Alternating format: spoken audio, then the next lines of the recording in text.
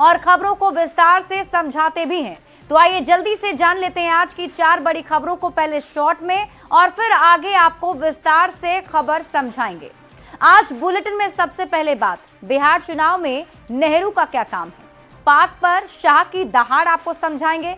इसके बाद बात होगी कोटा सुसाइड पर सुप्रीम फटकार की और एसपी की शपथ से सुप्रीम कोर्ट हैरान क्यों, यह भी आपको बताएंगे।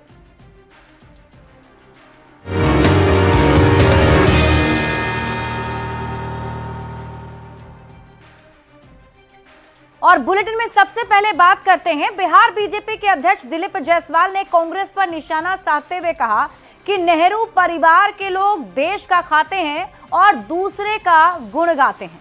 दिलीप जायसवाल के बयान पर राजनीतिक बयानबाजी तेज हो गई। सबसे पहले आप ये रिपोर्ट देखिए, फिर खबर तो समझिए। खाते हैं हिंदुस्तान का और पाकिस्तान और चीन का गुणगान करते हैं। दिलीप जायसवाल जी तो नेहरू परिवार के पैर का धोवन भी नहीं। बिहार विधानसभा चुनाव में भले ही अभी कई महीनों की देरी है, लेकिन बयानबाजी चरम पर पहुंच चुकी है। अब तो बिहार के चुनाव में नेहरू की भी एंट्री हो गई है। नेहरू परिवार को गुलामी का शासन में रहने की आदत लग गई थी, तो नेहरू का परिवार दूसरे देश के लोगों का ज्यादा समर्थक बन जाता है। बीजेपी के प्रदेश अध्यक्ष दिलीप जायसवाल ने कांग्रेस पर निशाना साधते हुए कहा कि नेहरू परिवार के लोग देश का खाते हैं और दूसरों का गुण गाते हैं। क्या कि ये नेहरू परिवार को गुलामी का शासन में रहने की आदत लग गई थी, तो नेहरू का परिवार दूसरे देश के लोगों का ज्यादा समर्थक बन जाता है, पाकिस्तान का, चीन का। ये लोग सब नमक हराम हैं, देश का खाते हैं और दूसरे का गुण गाते हैं। दिलीप जायसवाल ने नेहरू का जिक्र क्यों किया वो भी आपको समझाएंगे, लेकिन पहले दिलीप जायसवाल के बयान पर तेज हुई बयानबाजी को सुन लीजिए। और शहीदों के लिए इस तरह से बोलना, ये भारतीय जनता पार्टी का डीएनए रहा है। दिलीप जायसवाल जी तो नेहरू परिवार के पैर का धोवन भी नहीं। कांग्रेस और आरजेडी के नेताओं का कहना है कि नेहरू परिवार ने देश के लिए कितना किया ये हर कोई जानता है। बीजेपी नेताओं के पास मुद्दे की कमी है तो कुछ भी बोल रहे हैं। जो फिजूल की बातें करना है तो बीजेपी से आप फिजूल की बात कर सकते हैं, उनसे काम की कोई चर्चा नहीं कर सकते। हालांकि जेडीयू के नेताओं को लगता है कि बीजेपी प्रदेश अध्यक्ष दिलीप जायसवाल ने जो कहा वो बिल्कुल सही है। गांधी नेहरू परिवार का कब्जा रहा, परिवारवाद और वंशवाद की पोषक यह पार्टी बनी रही, पारिवारिक कुनबे से कभी बाहर ही नहीं निकल पाएगी। दरअसल ऑपरेशन सिंदूर के बाद हुए सीज फायर के बाद से राहुल गांधी लगातार सरकार से सवाल पूछ रहे हैं। यहां तक पूछ चुके हैं कि सरकार बताए कि ऑपरेशन सिंदूर के दौरान भारत को कितने फाइटर जेट का नुकसान हुआ। राहुल गांधी के इन बयानों को कोट कर पाकिस्तानी मीडिया दिखा रही है और इन बयानों के जरिए पाकिस्तान के नेता भारत पर निशाना साध रहे हैं, जिसको लेकर दिलीप जायसवाल ने नेहरू परिवार पर निशाना साधा है। न्यूज़ 18 के लिए पटना से अमित कुमार के साथ ब्यूरो रिपोर्ट।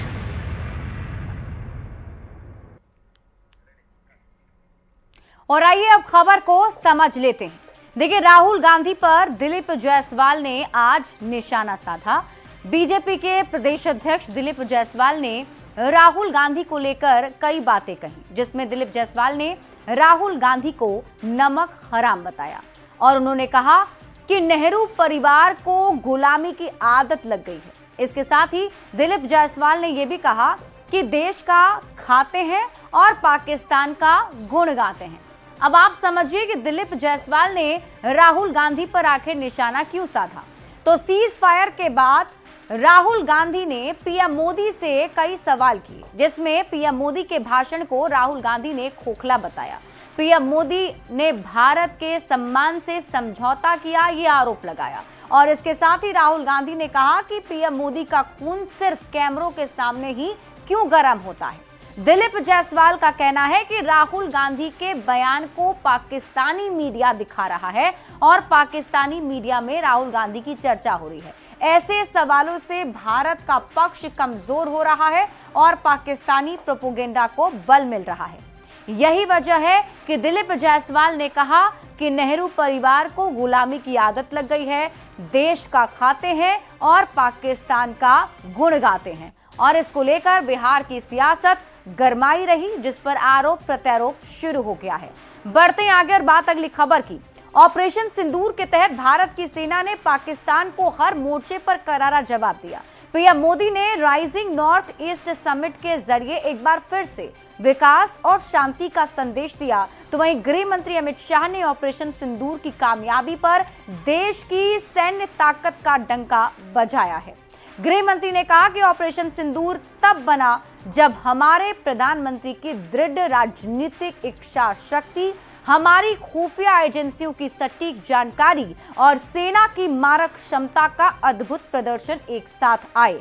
जब ये तीनों एक साथ आए तो ऑपरेशन सिंदूर बना। आप ये रिपोर्ट देखिए, फिर खबर तो समझिए।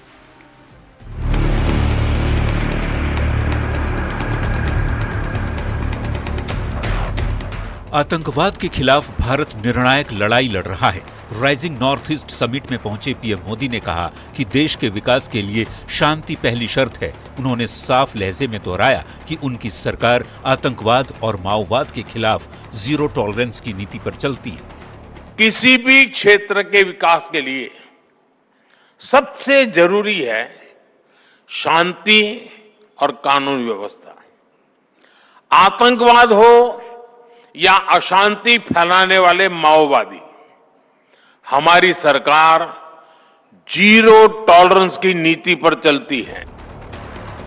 दूसरी ओर दिल्ली के विज्ञान भवन में बीएसएफ के एक कार्यक्रम में गृह मंत्री अमित शाह ने ऑपरेशन सिंदूर की सफलता का जिक्र करते हुए कहा कि भारतीय सेना ने पाकिस्तान के आतंकी ठिकानों को नेस्तनाबूद कर दिया।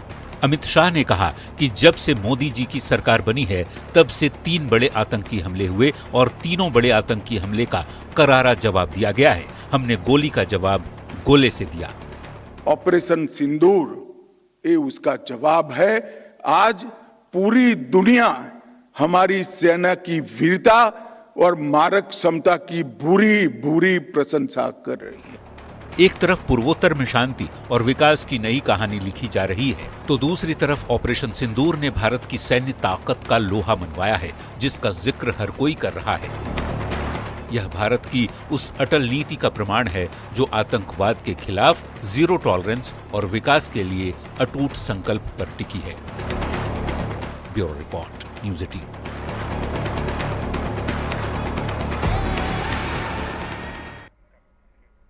और अब आप पाकिस्तान पर अमित शाह की दहाड़ को समझिए। देखिए, पहलगाम में आतंकी हमला हुआ था, जिसके जवाब में भारत की तरफ से जवाबी कार्रवाई करते हुए ऑपरेशन सिंदूर चलाया गया। पाकिस्तान में आतंकी अड्डे तबाह कर दिए गए। पाकिस्तान ने गुस्ताखी की तो कई एयरबेस भी तबाह कर दिए गए। अमित शाह का साफ साफ कहना है कि आतंक पर भारत की जीरो टॉलरेंस की नीति है। हमने गोली का जवाब गोले से दिया है और हमने पाकिस्तान को माकूल जवाब दिया और हम आतंकवाद के खिलाफ निर्णायक लड़ाई लड़ रहे हैं। यही वजह है कि अमित शाह की तरफ से आज पाकिस्तान को जवाब भी दिया गया। बढ़ते आगे और बात अगली खबर की। राजस्थान के कोटा में पढ़ाई के दबाव में छात्रों की आत्महत्या पर सुप्रीम कोर्ट ने चिंता जताई है। कोर्ट ने राजस्थान सरकार को फटकार लगाते हुए पूछा कि आखिर एक ही शहर में इतने छात्र क्यों आत्महत्या कर रहे हैं और आप लोग इसको रोकने के लिए क्या कर रहे हैं। पहले आप ये रिपोर्ट देखिए, फिर खबर तो समझिए। राजस्थान का कोटा, जिसे इंजीनियरिंग और मेडिकल की तैयारी करने वाले छात्रों का हब माना जाता है, लेकिन कुछ दिनों से यह शहर छात्रों के सुसाइड की वजह से चर्चा में है। स्टूडेंट्स सुसाइड मामले में सुप्रीम कोर्ट में सुनवाई हुई। सुप्रीम कोर्ट ने सुनवाई करते हुए राजस्थान सरकार को कड़ी फटकार लगाई। सुप्रीम कोर्ट में जस्टिस जेबी पारदीवाला और जस्टिस आर महादेवन की बेंच ने कहा, कोटा में इस साल अब तक 14 स्टूडेंट्स सुसाइड कर चुके हैं। आप एक राज्य के तौर पर इसे लेकर क्या कर रहे हैं? स्टूडेंट्स कोटा में ही क्यों आत्महत्या कर रहे हैं? एक राज्य के तौर पर क्या आपने इस पर कोई विचार नहीं किया? इस तरह के सुसाइड के मामलों के लिए एक एसआईटी का गठन किया गया था, वो क्या कर रही है? सुप्रीम कोर्ट ने यह टिप्पणी कोटा में छात्रा का शव मिलने और आईआईटी खड़गपुर के छात्र के सुसाइड मामले की सुनवाई के दौरान की। आपको बता दें 4 मई को नीट एग्जाम से कुछ ही घंटे पहले कोटा के हॉस्टल में 17 साल की छात्रा का शव मिला था।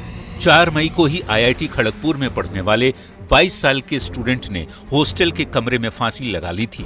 इन्हीं दोनों मामलों को लेकर सुप्रीम कोर्ट ने 6 मई को स्वतः संज्ञान लिया था। अब इस मामले में सुनवाई करते हुए देश की सर्वोच्च अदालत ने राजस्थान सरकार से इस मामले में जवाब तलब किया है। अगली सुनवाई 14 जुलाई को होगी। कोटा में इस साल अब तक 14 बच्चों ने खुदकुशी की है, यानी सिर्फ 5 महीने में 14 बच्चों ने अपनी जान दे दी। इसमें से 2 बच्चे बिहार के भी रहने वाले थे। Bureau report, news 18। और आइए अब खबर को समझ लेते हैं। देखिए, सबसे पहले आपको ये बता दें कि कोटा में हो रहे सुसाइड केस के मामले में बहुत ज़्यादा गंभीर हो चुका है और इसी वजह से सुप्रीम कोर्ट की तरफ से स्वतः संज्ञान लिया गया। अब आपके दिमाग में सवाल घूम रहा होगा कि सुप्रीम कोर्ट ने आखिर फटकार क्यों लगाई। तो आपको बता दें कि राजस्थान में सुसाइड के पिछले 5 साल के आंकड़ों पर अगर नजर डाली जाए तो पता चलता है कि ये 186% बढ़ गया है और इसमें सबसे ज्यादा सुसाइड के मामले छात्रों से जुड़े हुए हैं। कोटा में 5 साल के अंदर 72 छात्र सुसाइड कर चुके हैं और सिर्फ इस साल के 5 महीने की बात करें तो इन 5 महीनों में 14 छात्रों ने सुसाइड किया है और इनमें सबसे ज्यादा छात्र बिहार के रहने वाले हैं। सुसाइड के प्रतिशत पर अगर नजर डालेंगे तो आप भी हैरान रह जाएंगे कि किसानों से ज्यादा सुसाइड के केस छात्रों से जुड़े हुए हैं। किसानों के सुसाइड का प्रतिशत 6.6% है तो छात्रों के सुसाइड का प्रतिशत 8% है और इन्हीं सुसाइड केस की वजह से राजस्थान सरकार को सुप्रीम कोर्ट ने फटकार लगाई और सरकार से सवाल किया कि आप एक राज्य के तौर पर इसे लेकर क्या कर रहे हैं। स्टूडेंट्स कोटा में ही क्यों आत्महत्या कर रहे हैं। सवाल ये भी कि एक राज्य के तौर पर क्या आपने इस पर कोई विचार नहीं किया। सुसाइड के मामलों के लिए गठित एसआईटी क्या कर रही है, ये वो सवाल जो सुप्रीम कोर्ट ने राजस्थान सरकार से पूछे हैं। अब छात्रों की सुसाइड के पीछे की वजह को भी समझ लेते हैं। देखिए, इसके पीछे की वजह ये भी बताई जाती है मार्क्स और रैंक का दबाव होना। करियर को लेकर परिवार और शिक्षक का छात्रों पर दबाव होना, एजुकेशनल इंस्टीट्यूट्स भी एक कारण माने जाते हैं। रैगिंग और बुलिंग भी इनमें एक कारण बताया जाता है। इसके साथ ही भेदभाव करना, भेदभाव की वजह से भी जो छात्र हैं वो सुसाइड अटेम्प्ट करते हैं। आर्थिक समस्याएं भी इसके पीछे एक बड़ी वजह मानी जाती है। बदलता पारिवारिक ताना बाना भी एक बड़ा वजह माना जा रहा है। इसके साथ ही इमोशनल नेग्लेक्ट करना भी एक बड़ी वजह है। साथ ही साथ सामाजिक उदासीनता, ये वो कुछ पॉइंट्स हैं, कुछ आधार हैं जो इसमें बताए जाते हैं। मानसिक विकार का पता ना चलना और इसका पूरा सोर्स है IC3 रिपोर्ट 2024 के मुताबिक ये माना जाता है कि इन सब वजहों से जो छात्र हैं वो सुसाइड अटेम्प्ट करते हैं। इन सुसाइड की घटनाओं को रोकने के लिए 2024 में शिक्षा मंत्रालय ने एक गाइडलाइन भी जारी की थी। कोचिंग सेंटर्स के लिए गाइडलाइंस जारी की और फिर भी सुसाइड के मामले नहीं रुके। सुसाइड रोकने के लिए सरकार ने नियम भी बनाए। मेंटल हेल्थ केयर एक्ट 2017 में एंटी रैगिंग मेजर्स भी बना, स्टूडेंट काउंसलिंग सिस्टम भी बनाए गए। इसके साथ ही gatekeepers training for suicide prevention by और कई ऐसे स्टेप्स लिए गए सरकार की तरफ से ताकि इसमें कमी लाई जा सके। लेकिन फिर भी सवाल यही उठ रहा है कि सरकार की तरफ से इतने स्टेप्स लेने के बाद भी आखिर सुसाइड केस में रोक क्यों नहीं लग रही है। और यही वजह रही कि सुप्रीम कोर्ट ने इसे गंभीर मामला मानते हुए राजस्थान सरकार को फटकार लगाई है। बढ़ते हैं आगे और बात अगली खबर की। समस्तीपुर के चर्चित पूर्व मुखिया शशिनाथ झा उर्फ शशि झा हत्याकांड में सुप्रीम कोर्ट ने समस्तीपुर पुलिस अधीक्षक को तलब किया है। समस्तीपुर के एसपी सुप्रीम कोर्ट में एक हलफनामा दायर कर हत्या के आरोपियों की जमानत का समर्थन किया है। जिस पर सुप्रीम कोर्ट ने हैरानगी जताई और समस्तीपुर एसपी को तलब किया है।